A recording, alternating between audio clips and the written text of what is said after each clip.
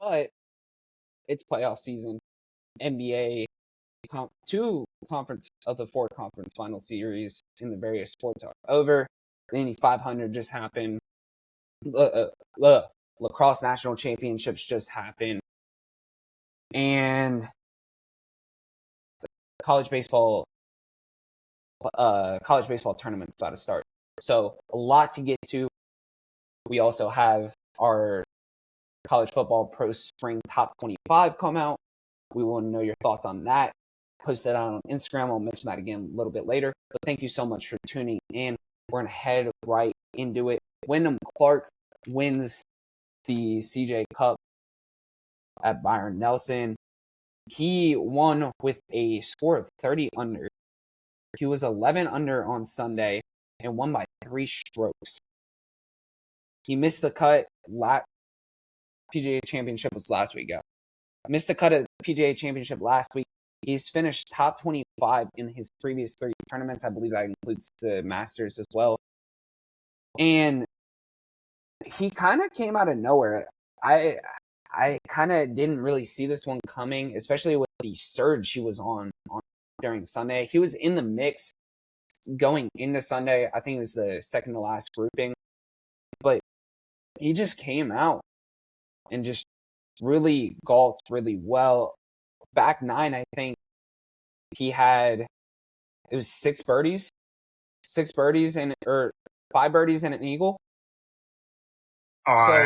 Yes, it was 5 birdies and an eagle. So just completely clutched up at the end. I think he was bogeyless on Sunday. So just an absolutely unbelievable performance from Wyndham Clark, and kind of just ran away with that one at the end. It was really impressive because after he had golfed 17 or 18, I was like, this is over. Hey, he's got this in the bag. And then another thought I have before I'll get to you, Briggs, is Scotty has come so close once again and just falls barely short. He has 7 top 5s with only one of those being a win this season. Your thoughts? Were you aware that's that? I was not. I kind of in the back of my mind, because it's been like we've had a couple of those instances where it's been Scotty's finish. I mean, how many of those were second place finishes? Because I think he's lost in a playoff. I think he's lost in a playoff twice. Once. Only once. It was. I think the it was RBC the week after the. It was with Cam Young. No, it was Fitzpatrick, not Cam Young. I don't know why I was saying Cam Young there. But as much as I want to say you can't win them all, I don't know what's more impressive. Consistently finishing in the top 5 without winning as much as we usually expect, or actually winning. So I think when I was doing my research earlier, he had 4 second place finishes. Or no, 4 second place, 2 third place, and 1 fourth place. And then the 1 win. So just absolutely insane. And last week he didn't golf great at the Players. I think he finished, it was 14th, I believe. He was tied for 14th. Last week he wasn't great, but it's just, he's come so close and he hasn't won since the Amex. And he just came storming on Sunday. And I don't know about you, but I don't know if Scotty has really had that Sunday surge that you saw him have at the Amex. So it's just, he hasn't really come out of nowhere. He's come out of nowhere and fought after some of the other guys have struggled on Sunday. But he hasn't had it as much as I feel like he has in the past this year. And I'm sure, wouldn't be surprised if Scotty wins the next 3 tournaments. But it just does feel a little weird without him winning at least 2 tournaments by now. Speaking of wins in golf, you get a paycheck weekly. take a guess. So the top three players on the PGA Tour money list are Cam Young, Scotty Scheffler, and Matt Fitzpatrick. Guess how big of the three of them are all within $1 million. Guess how big the gap is between them and fourth place. I'm surprised Fitzpatrick's made that much. Fitzpatrick's won 3 times this year. That's got to be the most in the PGA. Mm-hmm. It's probably $5 million. Because Cam Young's golfed really well. It's like 3.5, but at that same point, the distance between 3 and 4 is the same distance between 4 and 15, 4 and 19. So I mean, don't get me wrong, Scotty's making money. Oh yeah, and I don't think Cam Young golfed last week second place pays very well on the PGA Tour. Even if you make the cut every weekend on the PGA Tour, you'll do just fine. Which most guys aren't, but no, most guys aren't consistently gonna finish. Because I mean, Wyndham Clark's missed the cut, I believe, 4 times this year. He missed. I think he made the cut at Amex and then missed the cut 3 times in a row. Missed the cut at the Players, and then has golfed relatively well throughout the rest of the season. But I mean, all the credit to Wyndham Clark, because I think the only other 11 under was Friday for Siwoo Kim. So and Siwoo Kim was leading most of the weekend after Friday, and just kind of lost it a little bit on Sunday. And he still golfed like 6 under. But like Saturday, he only shot 3 under with a 68, and in a field where a lot of these guys are putting up 500 or 600 rounds like every day, all 4 days, you're going to need something that's a lot more than just a 68. 68 is great at a lot of venues. Was in the lead after Saturday.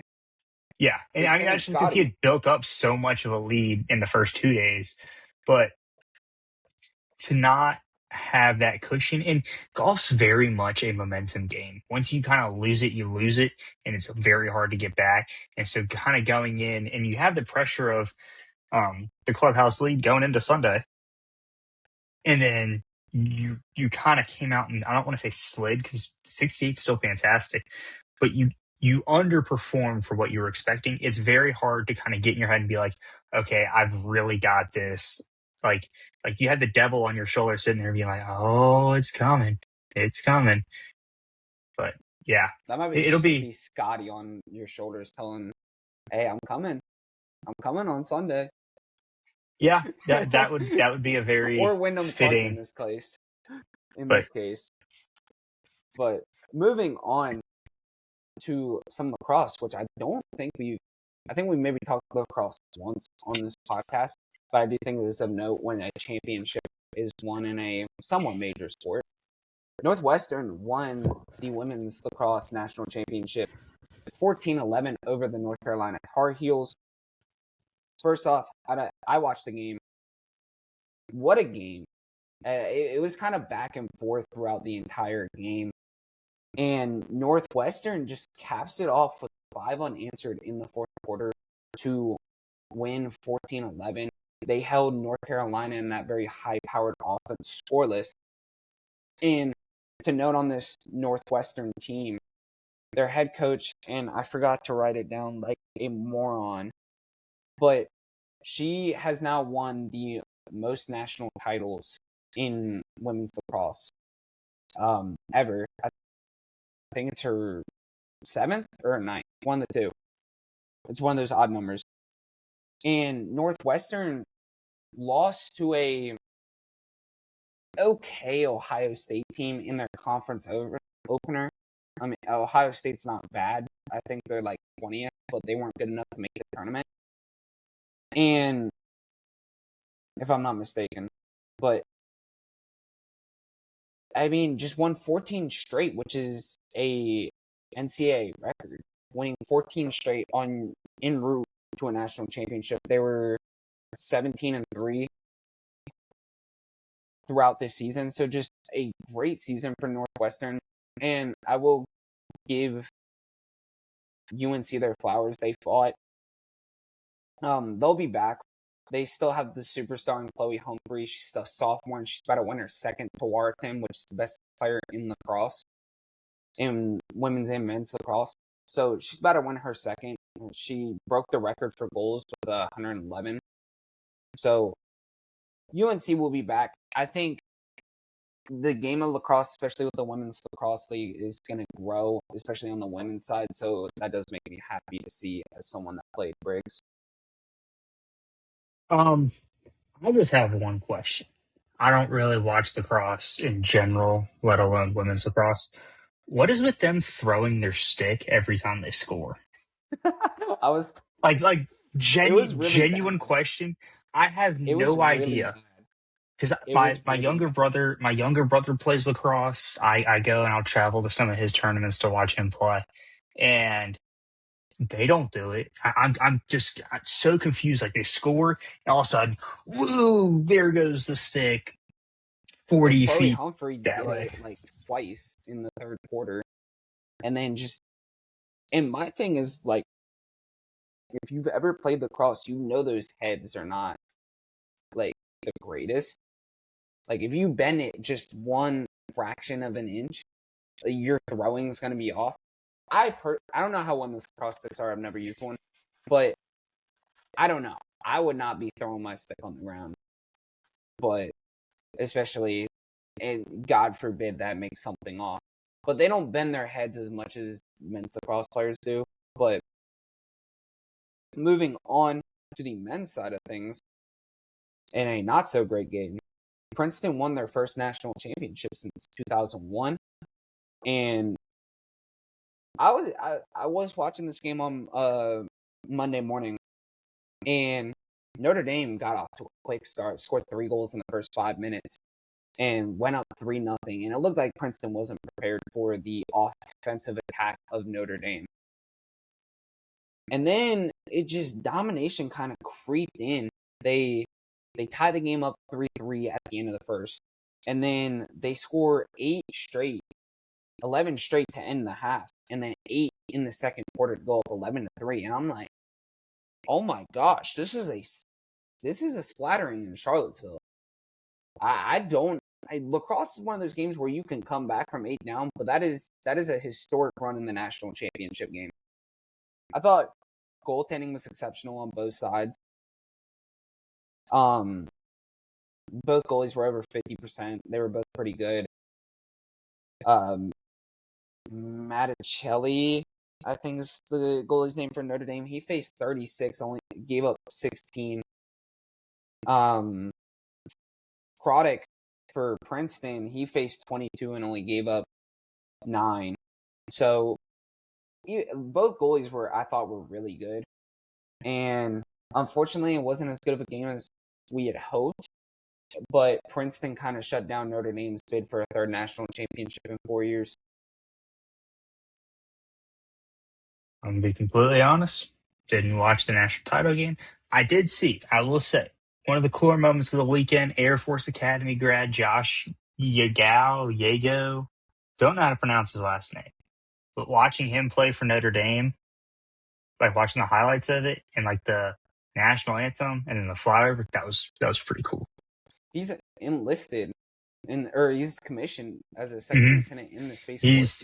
He's getting his I think he was getting a master's degree or something from Notre Dame. Got that 5th year of eligibility, which I think that is an acceptable use of a 5th year, if I might add. But I don't know. We'll see. We can have the 5th year conversation when we get deeper in the off season when there's only baseball going on. We'll probably talk about that because it's not going to be a lot to talk about. But yeah, I think it's really good for the game. You have the PLL and the WLL starting. We'll probably dive into that a little bit more, especially as playoffs get near, even though we'll have football. So we'll navigate that. But just give the game of lacrosse some love because it gave me a little bit of love when I was younger. NBA playoff update. The Knicks swept the Cavs. And I'm a Cleveland fan. and watching Game 4 was not very fun. I can tell you that right now. I think they ended up losing by 50. I kind of stopped watching the game. 40, 37. It was like it was bad. They gave up. ESPN had the graphic of quit and had the pronunciation Cavaliers, and then on the second definition it says see Cavaliers in Game 4 versus the Knicks. Just like, what are we doing? Like, Donovan Mitchell seems like he's the only one that cares. They want to sign James Harden to a long-term deal, which is stupid. I was hated the trade since they got him. But yeah, we refused to give up Evan Mobley for Giannis. Granted, I know they were asking for like 30 draft picks, but still. The Knicks reached the finals for the first time since 1999. Knicks are just hot right now. I mean, they shot 48% plus in every game. The Cavs could not shoot. I think the Cavs didn't shoot above like 45% in 3 of the 4 games. So it just wasn't meant to be. I guess the Cavs analytically won 3 of the 4 games or whatever, but I mean, just I don't care. This is why I can't watch basketball. I do have something to say on this because as a head coach, you're one series away from the finals, and you blow a game in which you had a 99.9% win probability in the fourth quarter. It was the game we were on the pod for. I thought, hey, Cavs look like they've pretty much wrapped this one up. And figures, you go and lose by 11 in overtime. Just like, come on, man. I even knocked on wood. But to go and make that statement after you blow a game like that, I just feel like that's a failure to take accountability for what just happened. Like that, that was atrocious. But the other thing is, I'm genuinely concerned for the state of New York and New York City. Regardless of what happens during the finals, that place is going to riot. And it's going to be in the middle of the World Cup as well. No, so, okay. So, moving on to the next series. The game last night, the refs were atrocious. Imagine if that... Hold on.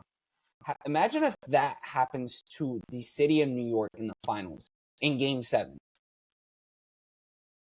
Do you know what would happen to the city of New York? I don't know if those Thunder players are going to make it out. I don't know if those Thunder players are going to make it out of the arena. I don't know if anyone's going to make it out of the city alive. Dude, they're going to burn down MSG. Okay, we don't want them to go that far. It's a mecca for more than just basketball. Do you remember the season that Rangers had like 60 away games? Like their first like 30 games were away from home. Do you remember that when they were doing renovations at MSG? That's like 8 years ago. Like that's what will happen if the Knicks lose in the finals to the Thunder. I'm telling you. Like they're gonna unbolt the freaking seats from their arena and just start throwing them on the court.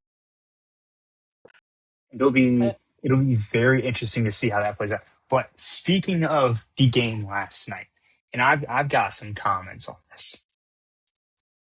SGA to have half of his points come from free throws. I think there should just be a kind of just general rule in basketball.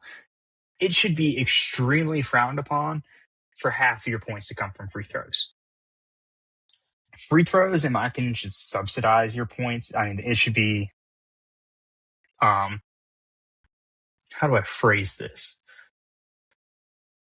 It shouldn't be the substance. It shouldn't be the main course. Bam's 83-point game, he had 41 free throws. Like that's just ridiculous. Now, I would get it if it's like a one-off, like, oh, Jalen Brunson dropped 35 and had 25 free throws. that is way more than half, but just using that as an example. But that's like the one time that it occurred. Okay, yes, so what? That's one instance out of 82 games. But for SGA to go and have so many instances, game in and game out, where a good portion of his points are from free throws, I think is an abomination to the game. And that's why we talk about, the Thunder are flopping their way to the finals. His percentage of shots that he's falling on, just stupid. Like, you don't need to go and fall to the ground on every shot and then go, and if you don't get a call, look at the ref, you're like, yo, what's going on? Like, you didn't get fouled. Throwing your ass into someone behind them belongs in the strip club, not on the basketball court. It would be acceptable if you were driving to the rim for every shot, but he's just not. Like the Jared McCain blowing someone over with an elbow. There was a play last night where there was an obvious goaltend. The refs all huddled together and then refused to call the goaltend. Or when it went off of Holmgren's foot, out of bounds. They didn't call that. It was just like that makes the game so hard to watch. Like, I remember when it was like Brady and Mahomes, and Dylan's gonna hate me for saying this, but when they were getting calls so bad that it was like it's hard to watch the game. And Allen got it sometimes too. He's just never won. It's just like it's hard to watch you win when you get every call. It was kind of like Crosby and the Penguins or the Lightning.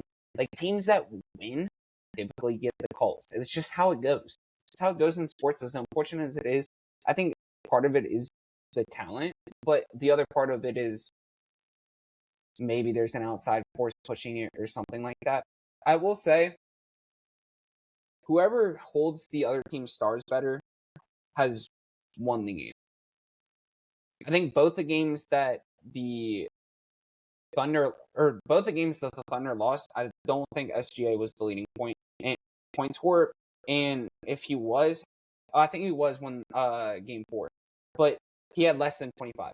Both the games SGA scored less than 25. Oklahoma City's lost. I think when Wemby's not the leading point scorer for the Spurs, they've lost those 3 games. So I think the Spurs will bounce back. I think the NBA wants a game 7. It would be good for the game, especially because you get to capitalize on a game 7 as the league, which who knows if Carolina and Montreal is going to get there, especially with the way it's going right now. But yeah, any other thoughts on NBA? Okay. Oklahoma City leads the series 3-2. Yeah. Game 6 coming back to San Antonio. Who do you have for Game 6? And then who do you think takes it all? I think Thunder in 7. Now, have you seen, the corgi that does like little like ball thing? Have you seen, it's predicted every single game correct so far. For that series? Yes, it has gotten all 5 games correct. What does he have? Spurs in 7. That would be interesting. I mean, both teams have won a game away from home. It wouldn't surprise me if the Thunder go out and win tomorrow. Well, today when this comes out. But it wouldn't surprise me if the Spurs go and win on Thursday night. Or not the Spurs, the Thunder. So it just wouldn't surprise me. Either way, I think everyone's rooting against the Thunder at this rate. So that's just how it goes. But moving on. Racing, a sport we've definitely never talked about on the podcast. But the Indy 500 just happened. I feel like it's worth noting, especially when you have a historic finish with Felix Rosenqvist wins the closest finish in Indy 500 history. Did you see the finish photo? No. If anyone has not seen the finish photo, I would go look it up. The Indy 500 finish, like at the finish line, you'll see how close it is. How close is, you'll see it in a second. How close is 0.0233 seconds? 0.0233 seconds. How close is that? You see it on the photo. I highly recommend anyone that hasn't seen the photo, go look at it. That is an insane finish. I will say, because those cars are going so fast, I see how it is less than a hundredth of a second or less than a tenth of a second. But when it stopped like that, you're like, damn, that's not that close. It was pretty close. Did you And he's see like, me what? finish? Did you see the finished video? Nope. You didn't even look at the video? I don't do anything with racing. I'm not a racist. Anyway, you should have watched the finish. It's history. Anyway, Live. Hold on, we'll do a live reaction. make sure it's like a 30-second clip. Anyway, I'm gonna keep talking while you look that up. Rosenqvist picks up his second IndyCar win, his first since 2020, which is kind of wild to me that a guy that won it kind of just came out of nowhere. If you haven't watched the finished video, it's absolutely electric. Rosenqvist wins it or pulls out at the last second. Logan Malukas, or David Malukas, I don't know why I said Logan. That's his second straight second place finish at the Indy 500, which is that. And the videos of him at the pits, I don't know what that's called, but videos of him like just bawling his eyes out, heartbroken. It's hard. It's a tough watch in my opinion. So a little heartbroken for him, but good for the Indy 500, biggest payday ever. I heard they were making some pretty good money. Briggs. Hold on, they're going around the last corner. So This dude low-key blew a pretty big lead too. 0.3 of a second in like the second to last turn.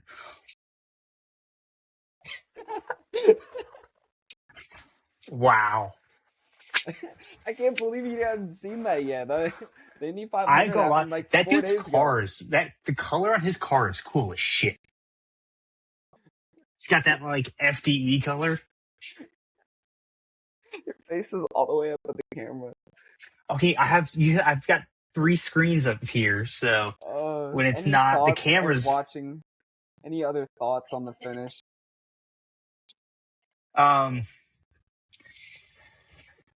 I mean, heart breaks from a Lucas. I mean that just sucks. My Now apologies if question: I'm pronouncing What that do you wrong. what do you think was a bigger collapse? The Cavs in Game 1 or Malukas in the final lap of the Indy 500? That Avalanche in the Western Conference Finals. We'll Did get the to that. Avs? I mean, the Avs only had it really in one game. More like they were the President's Trophy winners, and they are historically a really good team in the regular season. They ran through Minnesota, and then you go and lose to Vegas, who won 39 regular season games. Yeah, that's a pretty big choke to me, especially with the talent on that team. How many We'll get that. times? We'll get to that. Well, I mean, why don't we just get into that right now? We'll push college baseball to after this because, and we'll just jump kind of out of sorts here. Because I mean, how many times have we had a very good president? And as a Washington fan, this is happening to me, twice in the Ovechkin prime of the late 2010s, where Washington has had a stacked team, went and just won a ton of games, won the President's Trophy, and then just shits the bed in the second round against Pittsburgh. But I mean, we've seen this. It's like 15 straight years. Vegas team was that. Like, Vegas won 39 games in the regular season. I know playoffs are a different animal, but come on. Like, there's no reason they should have lost that series. You can't make the Makar injury excuse. You can't. Not when you're that much of a better team, talent profile wise. And even once they got Makar back, it was still like Vegas still kind of controlled it. And we'll see what Makar's injury is. We'll probably find out within the coming days. But having Makar not go, if he could have played, and he was just trying to heal up because they thought they would be able to get a couple wins without him, is the dumbest thing I've seen. And I know I advocated for Montreal to bench Jovic. I know I advocated for that. And it worked out for them in game 1. They didn't have to bench him, but I mean, I don't know how well it's working out right now. I mean, I got the game paused right now, so I'll see the end of the game. Nothing has changed. So, but I mean, by the time this gets released, it could be 3-1 Carolina. So, I mean, Going I don't back know. to Carolina too, that's going to be a hard place to fight to survive. At the same point, Montreal has been way better away from home in the postseason. And Carolina's undefeated on the road. So, but anyway, moving into the officially, Carter Hart has stolen the show. We just mentioned Game 3 collapse. He has a 9.44 save percentage, 94.4% save percentage in this series. He was only given 7 goals. He was 118 of 25. Vegas's faceoff dominance was very key. In 3 of the 4 games, they had at least 54% in the faceoff circle. They were very good on the faceoff. And I think I said one of the keys for Vegas was to win key draws. Yeah. A huge key for Vegas was winning key draws. They did that this series. And I'll ask you this. Did you see the picture of Bednar in the casino? I thought that was fake, but evidently it was real. I did not know. It's literally a Snapchat photo of Jared Bednar at a poker table. And the Snapchat caption says, "We literally have a game tomorrow, Jared." But When in where Vegas, does Colorado go from here? Because a lot of the conversation is going to be around Jared Bednar. Where does Colorado go from here? I don't know if firing Bednar is the right move. I mean, he's brought you a Stanley Cup. He's won everywhere he's gone, too. Yes. And obviously, I mean, the team this year was insane. I mean, 55-16 in 11, not an easy feat. I mean, unbelievable. But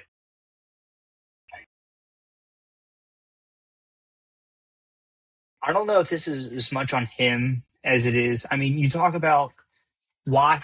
Again, I'm going to bring it back to Washington because that's just what I know best. You look at those 5 or 6 years before Washington won the Cup. I'd say those were probably the darkest times for Caps fans during the Ovechkin era, where it was like we really should be going further, and yet every single time we're getting stopped. And I feel like you have like those demons, kind of sitting on your shoulder, weighing down on you.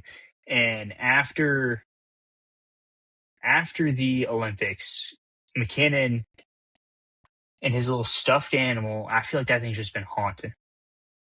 And he went on an absolute tear during the regular season towards the end. Kind of started to fade out at the start of the playoffs and started to slowly wither away. I think And all of a McKinnon's sudden, hurt too. I think McKinnon was noticeably hurt. Like, yeah, that even was just the before end he of him was hurt. fizzling out. Yeah, I think he was hurt going into the postseason. Do you think that has I something wouldn't to do with not getting really an all-star break and instead having to play 8 extra games? I mean, these guys have played like 100 games this season. The guys that went to the Olympics have played like 100 games. Like the Canadian side and the American. Like, look at Jack Eichel. He's played like 100 games this season. And going this far into the Stanley. And I mean, I would probably fade them next year just because their body's probably not going to be ready for another full NHL season. I mean, that's what freaking Florida did. But anyway, back to the initial question, like, where does Colorado go from here? Like, what does Colorado need to fix? Because they can't get past. They had that one stacked team in 2022, and then they bring Kadri back, and they bring Parker Kelly's there. They get the gang back together. They brought Manson's been there for a couple years. They bring Blackwood and Wedgwood in. It's just, where do they go? I think you ran into the playoffs with 2 very inexperienced goaltenders in the playoffs. And you just got to keep running it back. you got to run it back with a similar team. Probably the second and the third line is going to get some changes if I had to guess, because those significantly underperformed in the playoffs. But especially in that Vegas series. And I think Colorado doesn't really have a elite second D pair. I think they heavily struggled without Makar defensively. And offensively too. They didn't have that offense generated from the point. So I don't really know. I don't think firing Bednar is the answer. And then now you have trouble in paradise with McFarland talking about leaving, going to the Preds. So now you got to find potentially have to find a new GM. So I think it was a lot of things that kind of worked against the Avs in the series, and it's just kind of how it goes. I think you got to go out and try and find a good kind of veteran, rock solid goaltender. Someone who's a vet, though. Someone who's got experience and just like someone who's got playoff experience, who's been there, who knows what he's doing there. So that you kind of have someone to fall back on. That's not a bad idea. Saros, he's going to be, because I guarantee you I think the Preds are going to go to a rebuild. I think they're going to blow it up. And Saros will get traded out of there if he doesn't walk in free agency. So, moving on, Canes up 2-1 on the Habs. Potentially going to be 3-1 after this. Last time I checked, the score is 3-0 Carolina. Obviously, if this goes back to a best of 3, it kind of changes the conversation around this right now.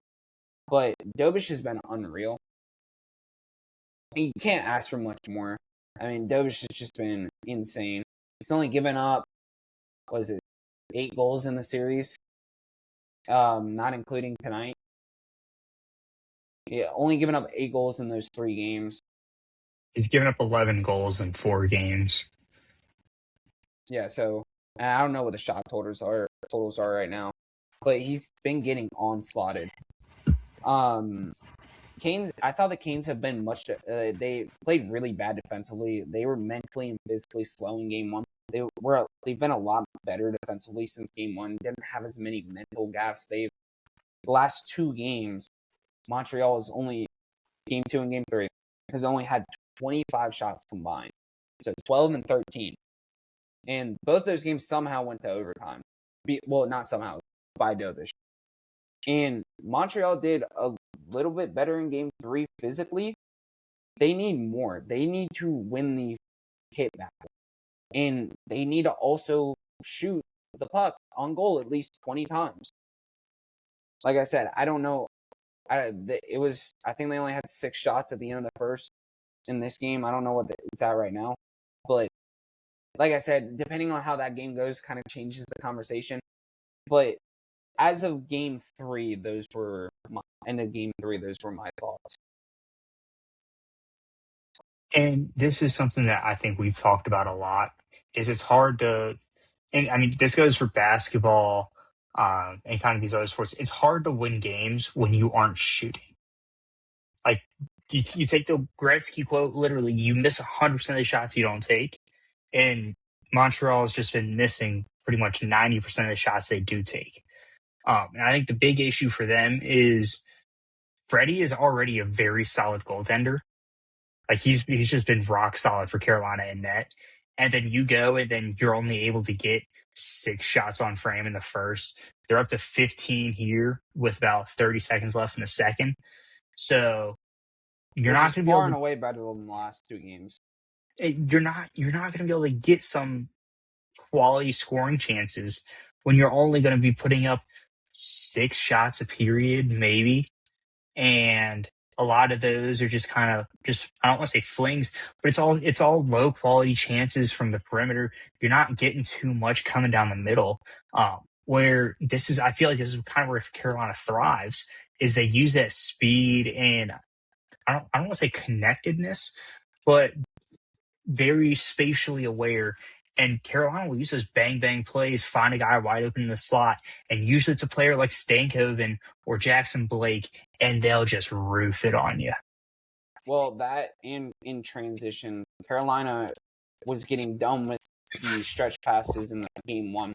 They've been a lot crisper with them. And the only time Montreal has had success offensively is when they have the puck behind the net. When they're working it from behind the goal line, that is the only time they've had success offensively. They need to do more of that. Who knows what can happen in the rest of this game, but predictions for the rest of the series for Canes and Habs. I think I'm going to stick with I think I originally took Carolina in 5. Yeah, I had Carolina in 6. I'm going to go with Carolina in 5. I don't think Montreal is going to be able to win another game. Especially if they lose this one with the way it's shaping up to be. I don't know how. This is with the information of tonight. I probably would have still taken Habs in 6 if I hadn't watched tonight, but yeah, it'll be interesting. There's still a full period left of hockey to play. A lot of things can happen in 20 minutes, as we've seen so far, especially with that Vegas Colorado series. But the Minnesota Colorado series, Colorado came back from down 3-0 and won in overtime. So a lot can happen. Buffalo, I believe, came down from 3. I think Montreal came down from 3 at some point. So real quick before we do move on, I think we got to address the elephant in the room. What happens if Carter Hart plays lights out in the Stanley Cup final? I've told you this is a PR nightmare. I've told you that I don't think the NHL is going to give it to him just for the PR nightmare.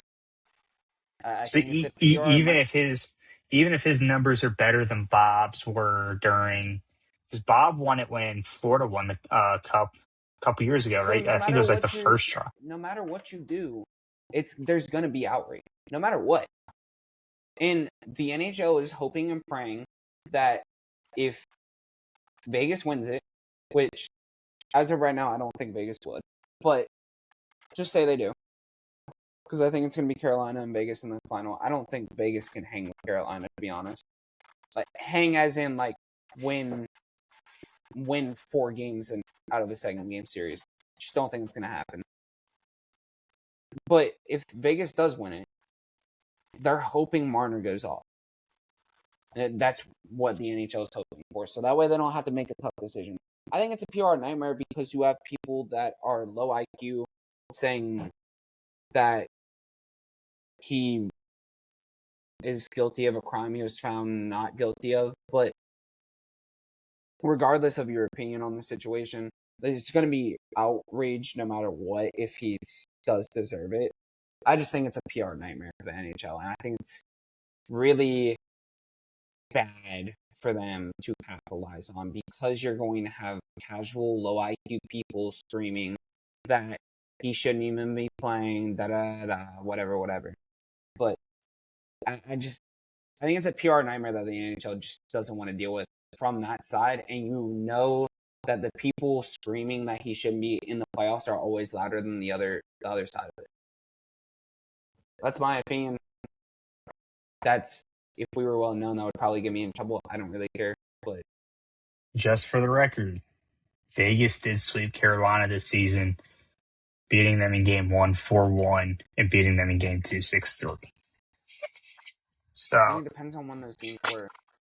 They were not even then, Montreal swept the season series against Carolina. Carolina dominated game 2 and game 3 after they weren't rest deprived. They were up 3-0 last time I saw it. So I don't think the regular season series always means everything.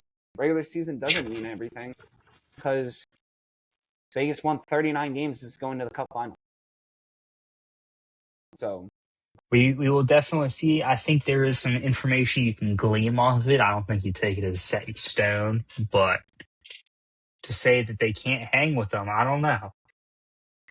I clarify what can't hang with them. As in win 4 out of 7. So don't try to do this. This is not an Ohio State Wolverines 2024 type of thing. Don't try to take that out of context. Anyways, we were running really behind. College baseball. There were some snubs. I don't think there were really that many. You obviously had Mercer, but they didn't really play anyone. They only had 5 quad 1 games. So they had a really impressive record, but they didn't really play anyone. The other one was UTSA, and the American was never going to get 2 weak teams there. So I don't know why we're having this conversation. But some notable teams that have been consistent teams in the tournament are out. Vandy had a 19-year streak. They're out. They were on the bubble. The committee did not give them the nod. Louisiana State, they are also out. After the year after winning the national championship, that is the 7th time that's happened since the tournament expanded to 64 in 1999. And Dallas Baptist is out, which all 3 of those were 10-plus year streaks.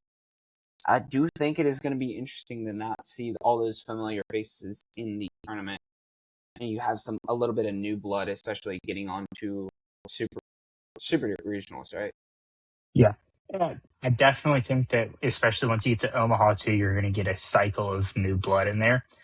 But I got a feel for the owner of Rocco's out there in Omaha that the LSU fans aren't going to get 50,000 jelly shots in that weekend. So it pains me to know that he's losing out on a ton of money, but it's tragic. Who do we think? Okay, who do we think can carry that boat? Out of West Virginia, if they make it. You don't have a lot of those. I don't know how many. If they make it. I don't know how many West Virginia fans are traveling. I don't think a lot Texas, of these teams are like 2 and 3 seeds that I'd like though. Are you saying carrying the Rocco's Jelly Shot Challenge? Yeah, if they make it. If they make it, okay. I'm gonna give you 4 teams. Mississippi State, consistently good baseball program. They've been there before, and I believe they are very familiar with the Rocco's Jelly Shot Challenge. Bama wouldn't surprise me. They're not. Bama hasn't really been a baseball school though. Kansas. I'd almost like if Kansas or Nebraska, just because they're like right there. You should have a decent amount of people going because you're right there. That's like saying, oh, the national champ. Well, I just don't think that they have that big of a following or fan base per se. Texas A&M. Right, moving on. Okay, hold on. Moving on. Any thoughts on the teams that missed? Any thoughts on any teams? I think there was another big one. TCU. They started the season out in the top 10 and finished with a 33-21 record and had an 11-16 record against quad 1 opponents. So another kind of big crap to bed moment for a team there. But outside of that, I mean, it's fun to have parity. It's fun to get new names in there. It's not fun for the same 4 or 5 teams to be in it every single time. I mean, the college football playoff with 4 teams kind of got stale when you saw Ohio State, Clemson, Alabama, and Georgia kind of being those 4 teams where 2 out of the 4 of them were pretty much in the national championship every year. I mean, you as even as an Ohio State fan, you would agree it kind of got stale. It was like, okay, oh man, Bama won another national title. Oh my goodness, Clemson, they did it again. Ohio State Clemson stomped us until 2020. That was great. But yeah, it's anything to beat that school up north. Anyway, moving on to the regionals, and just go ahead, blurt out any thoughts you have on any of the regionals. We're just going to start and go down the bracket. We're going to pick our team to win these regionals. For the LA regional, you have 1 seed, national 1 seed UCLA, Virginia Tech, Cal Poly, and St. Mary's. I'm reading these in order of the seeds. So Virginia Tech 2 seed, Cal Poly 3 seed, and St. Mary's 4 seed. I think UCLA is going to run away with that one pretty easily, and they've played very well all season. They are the wire-to-wire #1 team in the country. Yeah. The Morgantown regional, you have 16 seed West Virginia against Wake Forest. Kentucky, and Binghamton. Oh, I'll take UCLA as well. I'll also take the Mountaineers of West Virginia. I got a couple of boys to go over there, so gotta cheer my boys on. Wasn't Wake Forest in the Natty last year? I think they're in Omaha. I don't think they're in the Natty. Wasn't it Coastal Carolina? It may have been Coastal Carolina. I think they were in it 2 years ago. Give me Wake Forest out of the Morgantown Regional. I honestly think any of those top 3 seeds to win it. Kentucky, Wake Forest, or West Virginia. I could see any of those teams. In Hattiesburg, you have Southern Miss, Virginia, Jackson's. Is it Jacksonville or Jacksonville? I think it's Jackson. I think Jacksonville. Jacksonville. I don't know. I think it's Jacksonville State. The Gamecocks. And then Little Rocks. Hey, we did something. Yeah, not your Gamecocks. Southern Miss, the 9 seed. I'll let you go first in Hattiesburg. Give me UVA. I'm gonna take my one and only 3 seed. Give me Jacksonville State. For Gainesville, you have the 8 seed Gators of Florida, Miami, Troy, and Rider. Florida was in the SEC championship, if that's worth noting. I think Florida lucked out on theirs. Yeah, I'm going to take the Gators here. I wish do they have like a March Madness style where like pick them and you can build your own bracket? D1baseball.com. That's where I've seen that. Yeah, I'll probably fill one out because they don't start until some Friday. Very interesting regionals here. Here's a team that got screwed in Chapel Hill. You have 5 seed UNC playing Tennessee, ECU, and VCU, East Carolina, and Virginia Commonwealth. Honestly, I like all 4 of these teams. I think all 4 of these teams could win a regional. I don't think it's going to be this one. I think it's going to be Tennessee. I think VCU is going to give UNC a run for their money. Didn't they give them a run for their money in March Madness as well? I think they won that game, didn't they? Yeah, I think they did. Give me, because I had that as one of my upsets. VCU to not win the region, but give me VCU to knock out UNC in both basketball and baseball just for the comedy of it. I think Tennessee is going to come out of that. I think they had a little bit of a down year this year relative to what they have been the last 4 or 5 seasons. But I think that they can rely on some of that experience, given they don't have Tony Vitello there. And talk about a down season the Giants are having. My goodness. But I think that they can rely on some of those veteran players. I can agree with that. A couple of teams that don't have their head coaches, that lost their head coaches, that were major headlines that are in, like Tennessee and UVA and Mississippi State. They got Virginia's head coach, though. I did a preview on that before the season started, so here to hear first. College Station will go 12 seed Texas A&M against Southern Cal, Texas State, and Lamar. I'll go Texas A&M. I think USC could force this to a game 7, but in their regional. But I think Texas A&M will pull it out in the end. I don't think it's a game 7. I think it's like game 3. Game 7. Or they play everyone, and the top 2 teams play a 3-game series. Is that how it is? No. So the way it'll work. So say you have A&M beats Lamar, and then USC beats Texas State, and then the 2 winners will play each other. So USC. So say A&M beats USC. Following, and then Texas State beats Lamar. Lamar's eliminated. So USC and Texas State would play. Say USC beats Texas State, then they would go play Texas A&M again. Then USC beats Texas A&M, and then both those teams have 1 loss. So game 7 would be that game.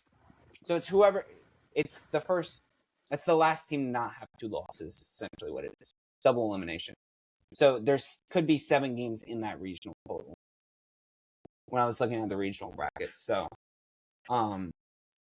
yeah, I think USC could force this to be a very close regional.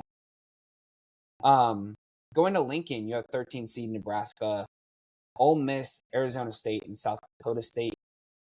Nebraska got screwed with this regional.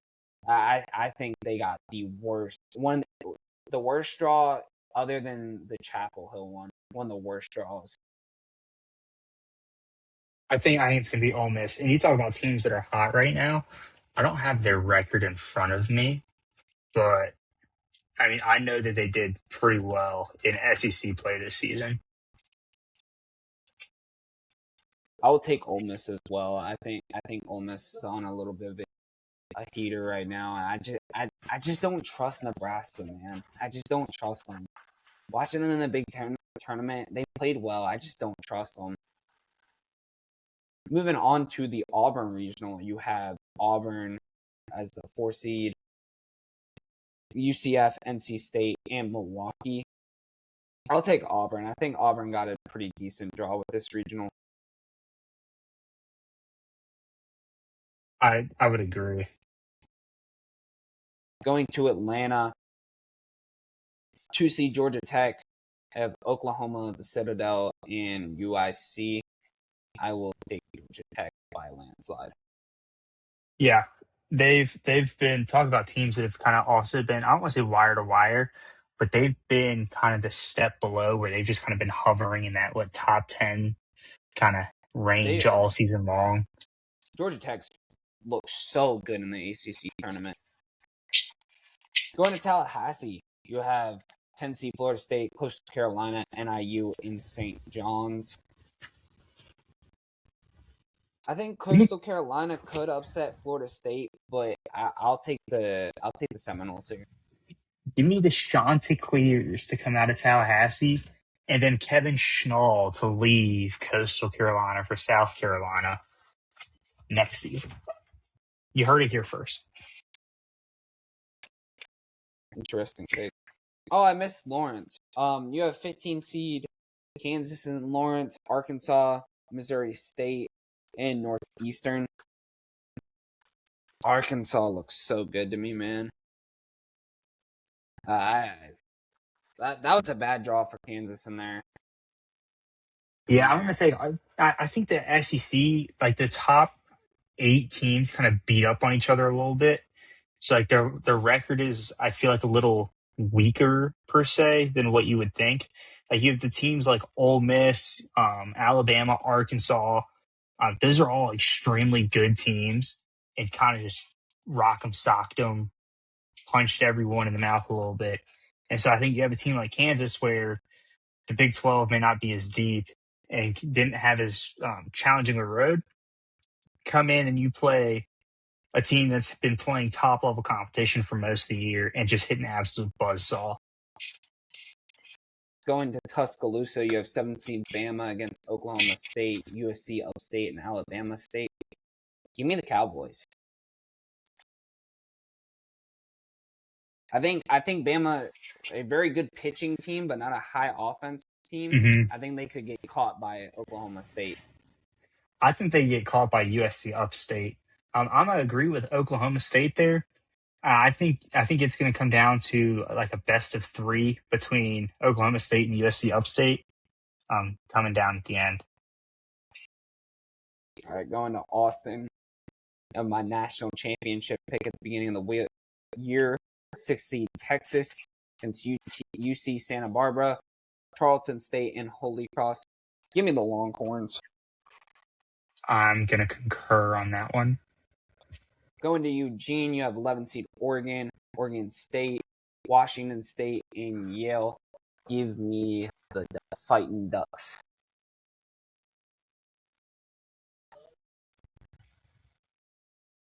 An inkling in me wants me to take Oregon State, but I'm going to stick with the Ducks. I think Oregon State is primed for. I do think they push Oregon to their limits.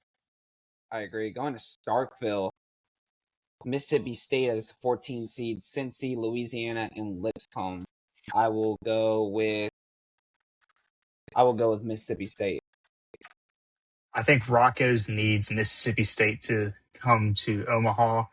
I think Mississippi State understands that. So I'd even pick Mississippi State to go past the Super Regional and upset Georgia. Speaking of Georgia going to Athens, they have 3 seed Georgia, Boston College, Liberty, and LIU. I think Liberty is a very interesting team. I think Georgia's on a very good hot streak right now. I will take the Bulldogs.